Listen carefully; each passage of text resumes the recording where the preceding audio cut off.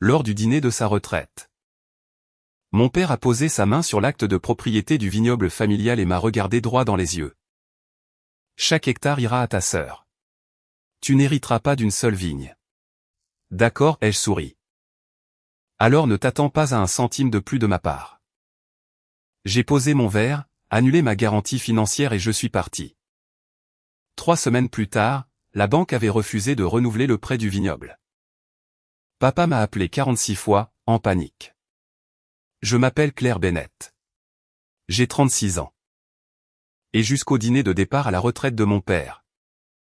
J'étais la raison invisible pour laquelle notre vignoble familial avait encore de l'électricité. Des employés et une banque disposés à répondre au téléphone. Il a posé une main sur l'acte de propriété. L'a tapoté 2 fois et m'a regardé droit dans les yeux. Chaque hectare ira à ta sœur. Tu n'hériteras pas d'une seule vigne. Ma mère fixait son assiette. Ma jeune sœur s'est penchée en arrière avec le petit sourire satisfait de quelqu'un qui voit une porte se verrouiller enfin derrière elle. 5 ans plus tôt. J'avais mis mon crédit en garantie pour la ligne d'exploitation du vignoble parce que mon père disait qu'une mauvaise récolte pouvait effacer 3 générations de travail. Pendant 31 mois, j'avais également couvert les découverts d'intérêt et les paies d'urgence. Apparemment, cette histoire m'avait valu un dîner, mais pas une place dans l'avenir. D'accord, ai-je dit en souriant et en posant mon verre. Alors ne t'attends pas à un centime de plus de ma part. Mon père a ri parce qu'il pensait que je faisais une scène. J'ai ouvert mon téléphone. Annulé le prochain virement de soutien automatique et envoyé un courriel à la banque pour l'informer que je ne consentirais pas au renouvellement de ma garantie limitée à l'échéance de la ligne de crédit. Puis je suis sorti avant que quiconque puisse transformer ma limite en débat. 3 semaines plus tard, la banque a refusé de renouveler le prêt du vignoble. Mon père m'a appelé 46 fois, en panique. Les premiers messages étaient des ordres. Ceux du milieu étaient des insultes. Le dernier sonnait comme un homme entendant un marteau de commissaire-priseur dans une pièce vide. Mais le 47e appel ne venait pas de lui. Il venait de l'agent de crédit qui voulait savoir si j'avais approuvé 286 000 $ d'amélioration du vignoble que personne ne pouvait trouver. Avant que je vous dise ce que ma famille avait caché. Et pourquoi un acte désespéré leur a coûté bien plus que le vignoble, dites-moi ceci. Quelle heure est-il là où vous êtes, et d'où regardez-vous? Je veux voir jusqu'où cette histoire voyage. Le chiffre 46 brillait sur mon téléphone alors que j'étais assise à ma table de cuisine à Sacramento. Avec le dossier de renouvellement à côté de mon ordinateur portable. Les gens ont plus tard supposé que j'avais apprécié ce moment. Ce ne fut pas le cas. La culpabilité m'a offert son marché familier. Paie maintenant, souffre plus tard, et appelle ce sursis la paix. Le financement était une ligne de crédit saisonnière de 640 000 $ pour les équipes, les barils, l'embouteillage et la main-d'œuvre pour la récolte. Ma garantie couvrait cette ligne pour la durée annuelle en cours. Le renouvellement exigeait un nouveau consentement écrit et la preuve que j'avais toujours la liquidité pour le soutenir.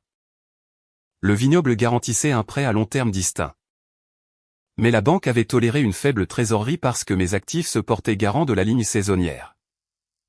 Refuser le renouvellement n'effaçait pas la dette existante.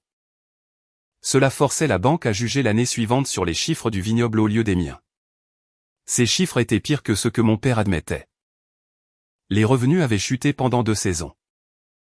Les annulations du club de vin augmentaient et le ratio de couverture du service de la dette était de 0,68. Le vignoble produisait 68 centimes pour chaque dollar de dette programmée. Il appelait cela une pression temporaire. J'ai ouvert mes dossiers et additionné les virements. 3 200 $ par mois pour les manques d'intérêt. 74 000 pour 2 urgences de paie de récolte et 19 000 pour les impôts fonciers. 192 200 avaient quitté mes comptes depuis que j'avais signé. Ce jour-là, mon père avait posé les papiers devant moi après une journée de 12 heures et avait dit que 23 travailleurs perdraient leur chèque si je tardais. Ma mère a pleuré. Ma sœur a promis que sa stratégie de marque rendrait mon aide inutile. J'ai signé avant de dîner. À 23h18 ce soir-là, j'ai tapé un court avis à l'agent de crédit. Je révoquais la garantie continue pour les avances futures et refusais mon consentement à tout. Renouvellement après la date d'échéance. J'ai joint la page qui exigeait mon approbation écrite. Puis j'ai annulé le virement mensuel que mon père avait commencé à traiter comme un revenu dû. Vignoble. Mon curseur a survolé le bouton d'envoi pendant près de 4 minutes. J'ai imaginé la salle de dégustation où mon grand-père avait mesuré ma taille contre une porte de cellier. J'ai imaginé ma mère disant aux voisins que les 3 femmes de la famille dirigeraient un jour l'endroit ensemble. Puis j'ai imaginé la main de mon père sur l'acte de propriété et le sourire de ma sœur. J'ai appuyé sur envoyer. Le soulagement n'est pas arrivé comme une victoire. Il est arrivé comme le silence après qu'une machine a été éteinte. Les appels ont commencé le lendemain matin. Les appels 1 à 6 venaient de mon père, exigeant que je corrige mon caprice avant que la banque ne le remarque. Les appels 7 à 19 venaient des 2 parents et expliquaient que l'héritage était sentimental, tandis que la dette était une responsabilité familiale. Les appels 20 à 34 m'accusaient d'essayer de détruire la retraite de mon père. Ma sœur Megan s'est finalement jointe à l'appel 35, non pas avec des excuses, mais avec un mémo vocal disant que j'étais jalouse parce qu'elle avait eu le courage de rester à Sonoma alors que j'avais choisi une vie d'entreprise. Les appels 36 à 45 alternaient entre des menaces de me déshériter définitivement et des promesses de reconsidérer quelques hectares après la clôture du prêt. J'ai sauvegardé chaque message. À l'appel 46, la voix de mon père s'est brisée. La banque avait rejeté le renouvellement à moins que la famille n'injecte 400 000 $. Ne fournisse une nouvelle garantie ou ne me remplace par un garant de force égale. Ils avaient 10 jours ouvrables pour proposer un plan de restructuration. J'ai failli rappeler. Mon pouce reposait sur son nom alors que j'imaginais des tracteurs être enlevés. Des employés entendant des rumeurs, et mes parents debout dans un pressoir vide. Puis l'agent de crédit a appelé.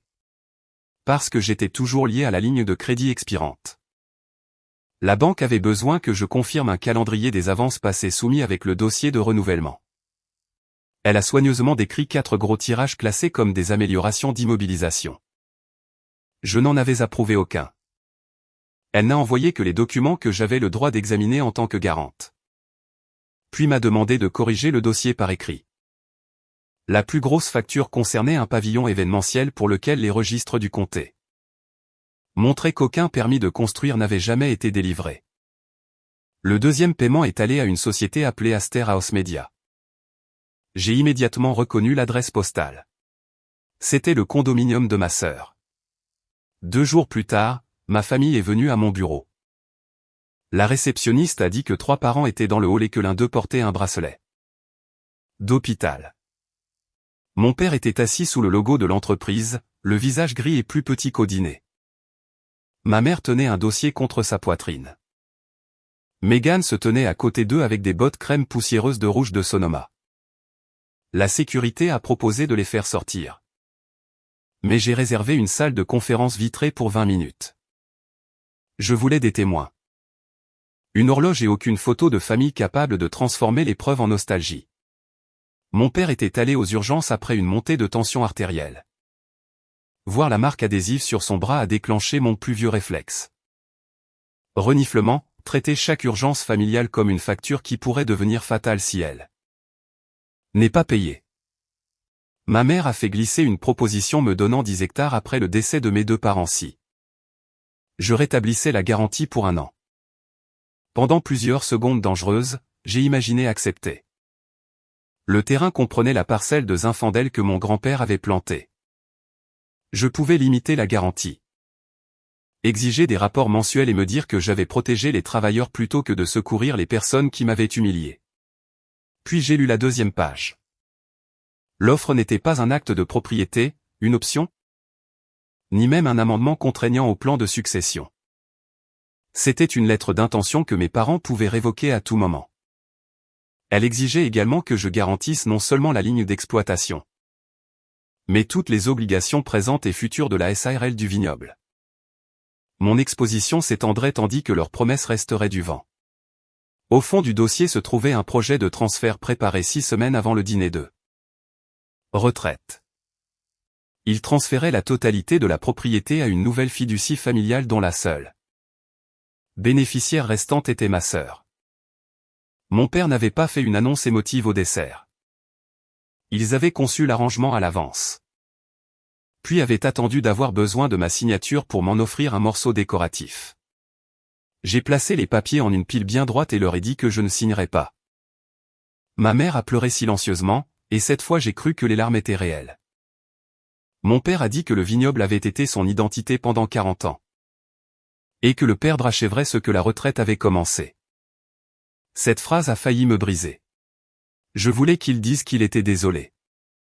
Au lieu de cela, il a dit que Mégane méritait la terre parce qu'elle était restée proche.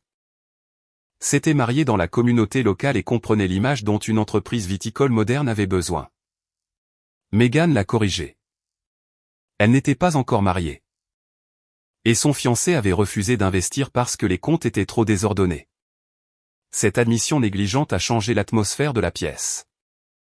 Elle savait que les comptes étaient mauvais. Elle le savait avant le dîner. J'ai fait glisser la facture d'Asteraos sur la table en verre. Le visage de Mégane a changé avant que quiconque ne parle. Mon père lui a dit de rester calme. Ma mère a serré le dossier si fort que le papier s'est plié. J'ai dit que la banque m'avait demandé de vérifier les améliorations et que je répondrais. Honnêtement. Mégane m'a accusé de fouiner dans de l'argent qui ne m'appartenait pas. Je lui ai rappelé qu'ils avaient attaché mon nom, mes biens et mon avenir à ces transactions. Puis j'ai posé la seule question qui comptait. Si j'étais de la famille quand la facture est arrivée. Pourquoi étais-je une étrangère quand la terre a été partagée? Personne n'a répondu. Mégane s'est levée, s'est penchée sur la table et a dit que si je l'embarrassais publiquement, je le regretterais. Je ne suis pas parti. J'ai appuyé sur le bouton d'appel de la salle de conférence. La sécurité les a escortés tous les trois dehors et je suis retourné travailler avec leur garantie. Non signé sur la table et sa menace enregistrée dans le rapport d'incident du hall. Cet après-midi-là, mon père m'a offert 15 hectares par texto. 1 heure plus tard, c'est devenu 20. J'ai transféré les 2 messages à mon avocat. Des hectares offerts sous la panique n'étaient pas de l'amour. À la maison. J'ai pleuré pour la première fois parce que j'ai finalement compris qu'aucune version de leur plan n'avait inclus de me choisir librement. La semaine suivante est devenue un audit de mon refus. J'ai demandé chaque document que l'accord autorisait un garant à recevoir. Puis j'ai engagé un expert comptable judiciaire et un avocat commercial. La banque a fourni des certificats d'emprunt, des factures, des calendriers de renouvellement et des procès-verbaux de la SARL soumis avec les avances. Les registres du comté ont fourni les permis, les dépôts de propriété et les enregistrements d'entreprise. Le schéma reposait sur une seule hypothèse, que je continuerais à signer sans regarder. Sur les 286 000 $ étiquetés comme amélioration de production et de marketing. 148 700 $ étaient censés avoir servi à construire un pavillon événementiel. La photo du prêt montrait une tente louée et un rendu numérique. Aucun permis n'existait. Un autre montant de 61 400 $ est allé à Asteraos Media pour des voyages de luxe. Une garde-robe et une série de vidéos intitulées Région de la Vallée. 42 800 $ ont servi à acheter une suite de montage pour la maison de ma sœur. Les derniers 33 100 $ ont remboursé sa séance photo de fiançailles et un séjour dans un complexe hôtelier à Cabo. Ma famille avait utilisé le crédit d'une ferme en difficulté pour fabriquer sa marque personnelle. La trahison la plus profonde se trouvait dans les procès-verbaux des réunions. Un document déclarait que j'avais assisté par téléphone et approuvé les tirages en tant que représentante du garant. J'étais à Chicago ce jour-là pour une présentation à un client, et mon calendrier, mon reçu d'hôtel et les journaux d'appel de mon entreprise le prouvaient. Mon nom n'était pas signé, mais il avait été utilisé comme un fait pour rassurer la banque. Ma mère avait certifié les procès-verbaux en tant que secrétaire de la SARL. Mon père avait signé la demande d'emprunt en tant que gérant. Ma sœur avait signé chaque facture de fournisseur. Ce n'était pas une fille gâtée trompant 2 parents vieillissants. Chacun d'eux avait tenu un coin différent du même mensonge. Le comptable a reconstitué 3 ans de pertes d'exploitation déguisées par mes virements ailés. Tirage de prêt. Mon soutien les a aidés à respecter les clauses restrictives assez longtemps pour emprunter plus. Le concept de salle de dégustation de ma sœur avait perdu 89 000 $. Les expéditions du club de vin étaient en retard parce que l'inventaire allait à des événements d'influenceurs. Les charges sociales étaient en retard et 2 fournisseurs d'équipements avaient déposé des privilèges. Le refus de la banque était le fait que le service des prêts voyait enfin l'entreprise sans mon argent devant elle. La honte est arrivée avant la colère. J'avais bâti une carrière en évaluant le risque opérationnel. Pourtant, au sein de ma propre famille, j'avais accepté des résumés. L'urgence et des larmes à la place de relever. Je me suis assise sur le sol de mon salon avec les documents disposés autour de moi et je me suis souvenu de chaque fois que j'avais qualifié un virement de cadeau parce que demander un remboursement semblait peu aimant. Combien de fois l'avais-je appelé sacrifice parce qu'admettre que c'était de l'exploitation m'aurait brisé? C'était la 2e blessure la plus vive que ma famille m'ait infligée. Ils avaient fait en sorte que ma meilleure qualité, ma fiabilité, ressemble à une preuve de stupidité. Mon avocat m'a rappelé que la confiance n'était pas un consentement à la fausse déclaration. Nous avons envoyé une correction sous serment déclarant que je n'avais pas assisté à la réunion. Approuvé les dépenses, ni autorisé un représentant. La banque a gelé les fonds non décaissés et a transféré le compte au service de restructuration. Elle a offert à mes parents une seule voie, des comptes précis. Le retrait de l'entreprise de ma sœur. De nouveaux fonds propres et des contrôles de trésorerie indépendants. Ils avaient 14 jours. Mon père a rejeté les conditions, qualifiant les factures de marketing agressif. Ma mère a refusé de modifier les faux procès-verbaux parce que cela les ferait paraître criminels. Ma sœur a mis en ligne une vidéo en larmes disant qu'un parent aigri volait un vignoble dirigé par une femme à son héritière légitime. Elle a obtenu 40 000 vues en 2 jours. Je l'ai sauvegardé et n'ai rien dit. Pour la première fois, je ne réagissais pas selon le calendrier de ma famille. Le 14e jour. La banque a refusé le plan de restructuration parce que mes parents n'avaient fourni ni fonds propres ni prévision de trésorerie fiable. La ligne saisonnière est arrivée à échéance impayée. Le prêteur à long terme a émis un avis de défaut en vertu de la clause de défaut croisée.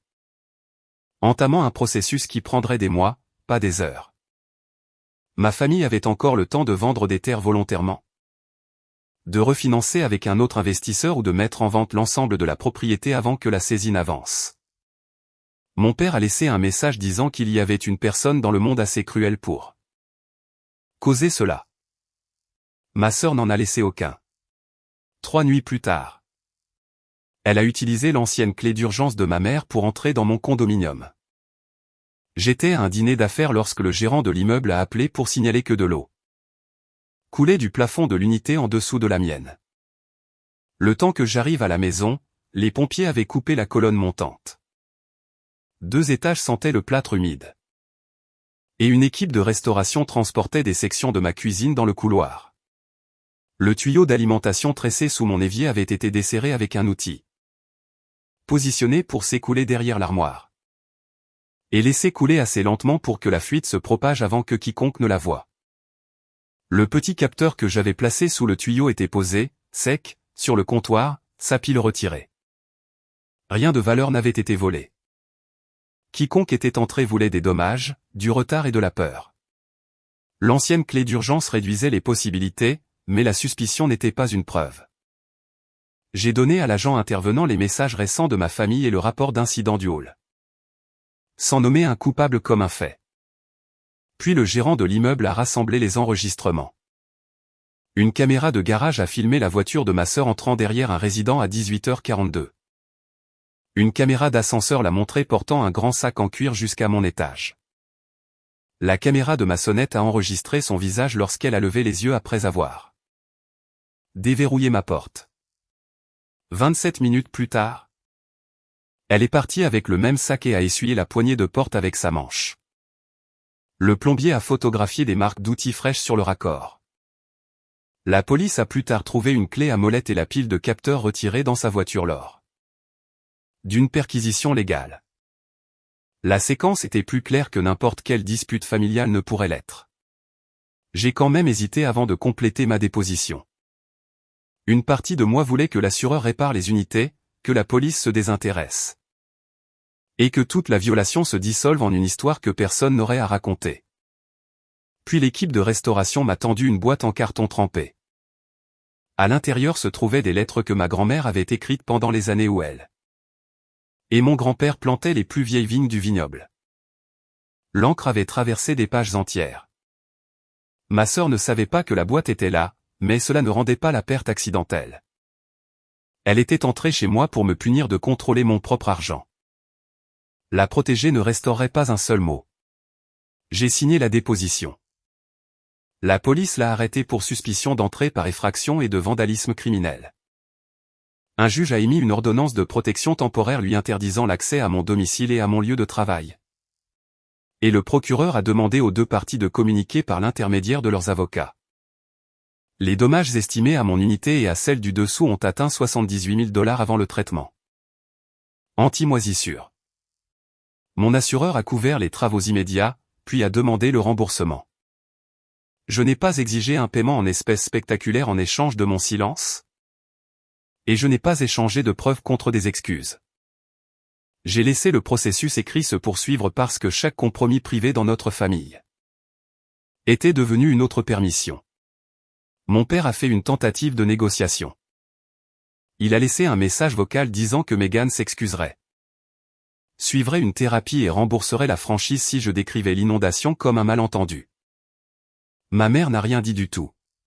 J'ai transféré le message au détective et bloqué le nouveau numéro. Au vignoble, cependant, mes parents ont pris une décision qui leur a causé plus de tort que tout ce que j'aurais pu prévoir. Après le défaut de paiement, les contrôles de trésorerie intérimaires de la banque ont restreint les dépenses non essentielles. Malgré cet avertissement, ma mère a utilisé 38 000 $ du compte d'exploitation restant du vignoble pour retenir les services de l'avocat de la défense pénale de Megan. Elle a codé le paiement comme conseil en conformité de récolte. Le contrôleur de la banque l'a repéré en 48 heures car le compte était déjà en défaut. La fausse description a détruit le peu de confiance que le prêteur avait encore. La banque a demandé la nomination d'un administrateur judiciaire pour contrôler les recettes, préserver les stocks et préparer la propriété à la vente si aucun refinancement légitime n'apparaissait. Les fournisseurs sont passés au paiement à la livraison pour le vignoble. Le distributeur a retenu les paiements pour compenser les stocks invendus. Les travailleurs saisonniers ont accepté des emplois ailleurs car la paie ne pouvait plus être garantie. Mon père a dit aux parents que j'avais signalé le paiement légal par dépit. Je n'en savais même rien jusqu'à ce que la banque me mette en copie, en tant que garante expirante. Sur le résumé de défaut, ma sœur est revenue en ligne le jour après avoir payé sa caution. Elle s'est filmée devant la porte du vignoble et a affirmé qu'elle était entrée dans mon condominium pour prendre de mes nouvelles après que j'ai cessé de répondre. Elle a dit qu'un vieux tuyau avait cédé pendant qu'elle était là et que j'avais manipulé les images de la caméra pour la criminaliser. L'immeuble avait 3 enregistrements indépendants et le plombier n'avait aucune relation avec moi. Son histoire n'était pas conçue pour survivre aux preuves. Elle était conçue pour atteindre les gens avant que les preuves ne le fassent. Cette fois, le mensonge avait un but financier.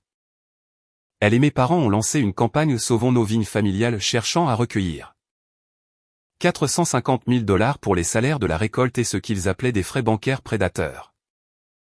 La page décrivait mon père comme un agriculteur à la retraite trahi par une fille riche qui avait pris le contrôle du crédit familial. Elle omettait les impôts impayés, les faux procès-verbaux, les factures de marque personnelle, l'accusation criminelle et les 38 000 $ de frais juridiques prélevés sur la trésorerie du vignoble. Lors de son premier week-end, la campagne a recueilli 84 000 $.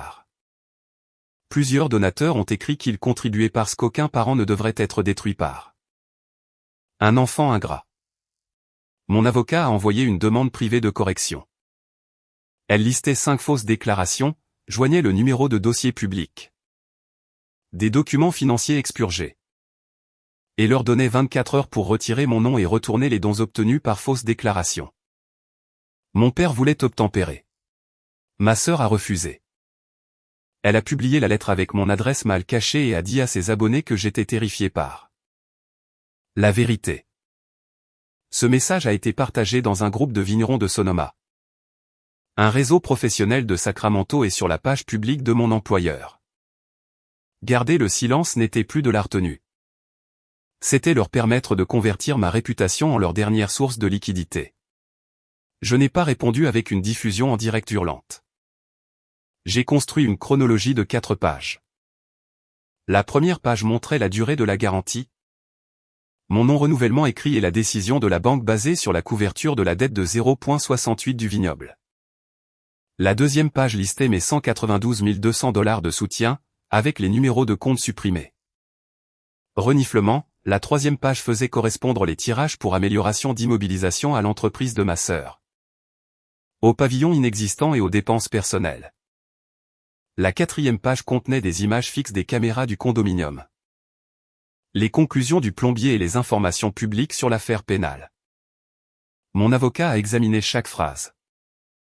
Nous avons supprimé les détails médicaux, les adresses privées et tout ce que je ne pouvais pas prouver. En haut, j'ai écrit: je n'ai pas pris ce vignoble. J'ai arrêté de prêter mon nom à des gens qui l'avaient déjà dépensé.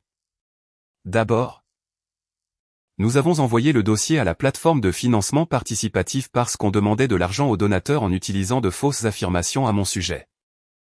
Ensuite, nous l'avons envoyé à l'association des vignerons dont le groupe avait distribué le message de ma sœur.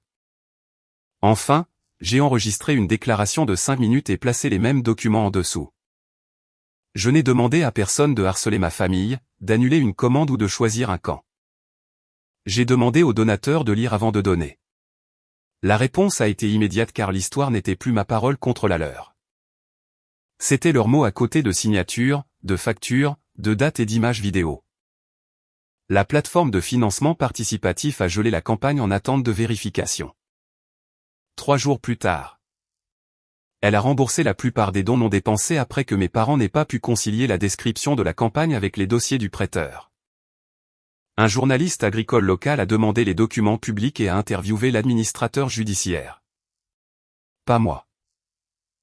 Son article expliquait que la banque avait refusé le renouvellement après des pertes d'exploitation, des paiements non divulgués à des parties liées et le retrait du soutien du garant. L'association des vignerons a suspendu mon père de son comité financier pendant qu'elle examinait s'il avait sollicité des membres en utilisant des informations trompeuses. 2 lieux d'événements ont mis fin à leur collaboration promotionnelle avec ma sœur. Une entreprise d'appareils photo a annulé son parrainage en vertu d'une clause de conduite. Son fiancé, dont la famille exploitait un petit domaine viticole à proximité, a mis fin à leur fiançailles après avoir appris qu'elle avait essayé de le pousser à garantir la même dette avant de m'approcher avec l'offre de 10 acres. Ma mère a appelé d'un numéro inconnu et a laissé le seul message d'elle qui ne contenait aucune accusation. Elle a dit que la campagne avait été l'idée de ma sœur, que le paiement des frais juridiques avait été sa propre décision, et que mon père avait pris la décision concernant l'héritage. Chaque confession plaçait la responsabilité sur quelqu'un d'autre. Il n'y avait toujours aucune phrase commençant par « j'ai fait ». J'ai sauvegardé le message avec les autres et laissé mon avocat répondre. L'exposition publique n'a pas poussé la banque à saisir le défaut de paiement, les fausses informations financières, les impôts impayés et l'absence de refinancement l'ont fait. La distinction comptait pour moi, même si ma famille ne l'a jamais acceptée.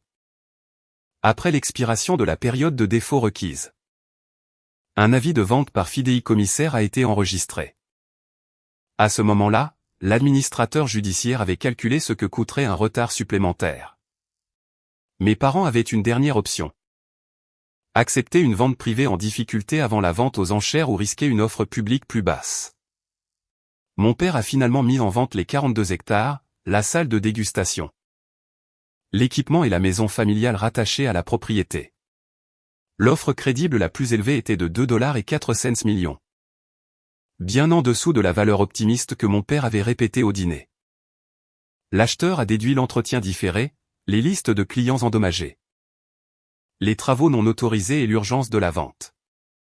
Du prix, ont été déduits 1,92 millions de dettes garanties, d'impôts en souffrance, de lignes de crédit pour l'équipement, de frais d'administrateur, de frais juridiques et de frais de clôture. Mes parents ont reçu moins de 70 000 $ de terres qui avaient autrefois représenté plus d'1 million. $2 de fonds propres. Ils ne l'ont pas perdu parce que j'ai exigé 1 hectare. Ils l'ont perdu parce qu'ils avaient emprunté sur l'ensemble de l'avenir tout en prétendant que mon avenir était gratuit. La vente s'est conclue 8 mois après le dîner de retraite. Mon père se tenait à côté du panneau du vignoble pendant que l'équipe de l'acheteur changeait les serrures. Un journaliste l'a photographié. Mais l'image qui s'est répandue en ligne n'était pas celle que ma sœur a essayé de mettre en scène. C'était une capture d'écran d'une courte déclaration qu'il a publiée sur la page de l'association ce soir-là. Claire n'a pas volé notre vignoble. J'ai pris des décisions financières que je ne pouvais pas défendre et j'ai blâmé la fille qui a cessé de me protéger d'elle. Il l'a retirée au bout d'1 heure. À ce moment-là, des milliers de personnes l'avaient sauvegardé. Le mariage de mes parents n'a pas survécu à la vente. Mon père a découvert que ma mère avait approuvé des paiements supplémentaires à Aster House sans lui en parler. Ma mère a appris qu'il avait envisagé de vendre discrètement la parcelle nord 2 ans plus tôt et d'utiliser les profits pour cacher les pertes. Non seulement ils m'avaient trompé, mais ils avaient gardé des versions séparées de la vérité l'un pour l'autre. Il a déménagé dans un studio loué près de Santa Rosa et a pris un travail saisonnier de supervision de l'irrigation pour un vignoble qu'il ne possédait plus. Ma mère a loué un duplex de 2 chambres à l'extérieur de Petaluma. Ma sœur a emménagé dans la 2e chambre après que son propriétaire ait refusé de renouveler son bail. L'affaire pénale a progressé plus lentement que les médias sociaux. 10 mois après l'inondation, ma sœur a accepté un plaidoyer qui comprenait une condamnation pour vandalisme criminel, une probation, une thérapie obligatoire, des travaux d'intérêt général et une restitution. L'assureur a obtenu une ordonnance pour les dommages couverts. Le propriétaire du dessous a récupéré séparément une franchise et des frais de logement temporaires. Les futurs salaires de ma sœur étaient soumis à recouvrement. Son avocat pénaliste n'a pas pu effacer les 3 caméras, les marques d'outils ou la pile trouvée dans sa voiture. La défense coûteuse a acheté de la procédure, pas l'innocence. Je n'ai pas été épargné. L'équipe de sécurité de mon employeur a dû supprimer mon adresse des messages copiés. Pendant des semaines, des inconnus m'ont envoyé des messages me traitant d'avide. Et un donateur s'est présenté dans le hall de notre bureau avant que les remboursements de la campagne ne soient annoncés. J'ai dormi à l'hôtel pendant que ma cuisine était reconstruite. Les lettres endommagées de ma grand-mère ont été séchées professionnellement. Mais plusieurs pages sont restées illisibles. Les histoires de vengeance omettent souvent cette partie. Une limite peut sauver votre avenir tout en laissant des débris dans la pièce. Lorsque les documents de vente finaux sont arrivés, je m'attendais à ce que la satisfaction soit plus bruyante. Au lieu de cela, j'ai ressenti une libération constante. Le vignoble n'avait plus accès à mon crédit. Ma famille n'avait plus accès à ma maison. La banque a confirmé par écrit qu'aucune obligation renouvelée n'existait à mon nom. Et que la ligne de crédit expirante avait été satisfaite par la garantie de la vente sans aucune réclamation contre moi. Pour la première fois en 5 ans. Une saison de vendange a commencé sans que mon solde de compte ne soit lié à la météo. 1 an après que mon père a tapoté l'acte de propriété, j'ai acheté un petit bungalow à East Sacramento. Il se trouvait sur moins d'1 acre. Ce qui aurait semblé risible lors du dîner où 42 acres ont été utilisés pour mesurer ma valeur. L'acompte provenait d'économies que j'avais autrefois gardées intactes au cas où le vignoble appellerait pour une autre urgence. J'ai planté des herbes. Un citronnier et une bouture du zinfandel de mon grand-père que le nouveau propriétaire du vignoble m'a permis de prendre. Je n'ai pas nommé la bouture d'après la famille ni ne l'ai traitée comme un héritage retrouvé. C'était simplement quelque chose de vivant qui pouvait grandir sans devoir de dette à personne. Ma vie n'est pas devenue parfaite lorsque la leur est devenue difficile. Je me réveillais encore certains matins en entendant le dernier message vocal de mon père. Je me sentais encore gêné quand des amis apprenaient combien d'argent j'avais envoyé sans exiger d'eux. Relevé. La thérapie m'a aidé à séparer la compassion du sauvetage. J'ai commencé à cuisiner dans la cuisine reconstruite. J'ai fait des randonnées le week-end que j'annulais pendant les vendanges. Et j'ai appris qu'un téléphone sans réponse pouvait rester sans réponse sans devenir une urgence. Le calme n'était plus de la solitude. C'était un espace que personne d'autre ne contrôlait. Mon père m'a écrit 6 mois après la vente. La lettre est passée par mon avocat parce qu'il a respecté la limite de non-contact pour la première fois. Il n'a pas demandé d'argent, de logement ou d'aide pour la restitution de ma sœur. Il a écrit qu'il lui avait donné le vignoble parce qu'il croyait qu'elle disparaîtrait s'il la décevait. Alors que moi, j'étais toujours resté. Puis il m'a donné la première phrase honnête de mon enfance. J'ai puni l'enfant en qui j'avais confiance et récompensé l'enfant que je craignais. Je l'ai lu plusieurs fois. L'honnêteté comptait, mais elle n'annulait pas un dossier falsifié. Ne restaurait pas les lettres de ma grand-mère, ni ne rendait 5 années d'utilisation. J'ai accepté de le rencontrer une fois dans un café public. Il avait l'air plus vieux, ses mains de nouveau rudes à cause du travail d'irrigation. Il s'est excusé sans donner d'explication sur ma mère, ma sœur, l'économie ou la banque. Je lui ai dit que je croyais qu'il était désolé et que je n'étais pas prête à reconstruire une relation. Le pardon, s'il venait, n'inclurait pas l'accès à mes comptes, à mon crédit ou à ma maison. Il a hoché la tête et a payé son propre café. Ce petit acte aurait dû être ordinaire. Dans notre famille, il semblait être la preuve d'un nouveau langage. Ma mère ne s'est jamais excusée directement. Elle envoie des cartes de vœux sans adresse de retour et signe de son nom et de celui de ma sœur. Ma sœur a terminé ses travaux d'intérêt général et a trouvé un travail administratif pour une société de transport. Chaque mois, un paiement de restitution administré par le tribunal parvient à l'assureur. Sa marque en ligne a disparu. Elle ne se présente plus comme la future propriétaire d'un vignoble. Je ne surveille pas ses pages ni ne célèbre chaque paix difficile. La conséquence dont j'avais besoin n'était pas une souffrance sans fin. C'était une séparation permanente entre ses choix et ma responsabilité. Les gens disent parfois, j'ai détruit un héritage familial pour une succession. Ils entendent l'acte de propriété, la banque et la vente. Puis ils confondent la séquence avec la cause. Le vignoble était déjà en train de faire faillite. Les comptes étaient déjà faux. L'argent du prêt était déjà parti. Ma garantie et mes virements mensuels n'ont pas créé la santé. Ils ont dissimulé la maladie. Quand j'ai arrêté de payer, je n'ai pas allumé le feu. J'ai arrêté de me tenir à l'intérieur avec un seau pendant que tout le monde vendait des billets. Pour voir les flammes. Je n'ai jamais hérité d'un seul hectare, exactement comme mon père l'avait promis. Au final, ma sœur non plus. La différence, c'est que je suis parti avec mon crédit. Ma carrière et le droit de décider ce que mon amour coûterait. Elle est partie avec une condamnation. Une ordonnance de remboursement et la connaissance que la terre qui lui avait été donnée sans responsabilité pouvait encore disparaître sous ses pieds. Mes parents ont perdu le vignoble. Leur réputation dans la communauté et le mariage qu'ils avaient protégé par des mensonges partagés. Ces résultats étaient lourds, mais ce n'étaient pas des punitions que j'ai inventées. C'étaient des factures que mon argent avait reportées. La leçon que je retiens est plus simple que la vengeance. Une limite n'est pas de la cruauté parce que quelqu'un souffre lorsque la subvention prend fin. L'amour n'exige pas que vous financiez votre propre exclusion. Et l'histoire familiale ne transforme pas la tromperie en devoir. Parfois, le paiement le plus honnête que vous puissiez faire est le dernier. Si les personnes que vous aimiez vous offraient une place dans la famille seulement après que votre argent ait disparu, accepteriez-vous les excuses ou garderiez-vous la porte fermée? Cette histoire est entièrement fictive et destinée uniquement à des fins de divertissement et d'éducation.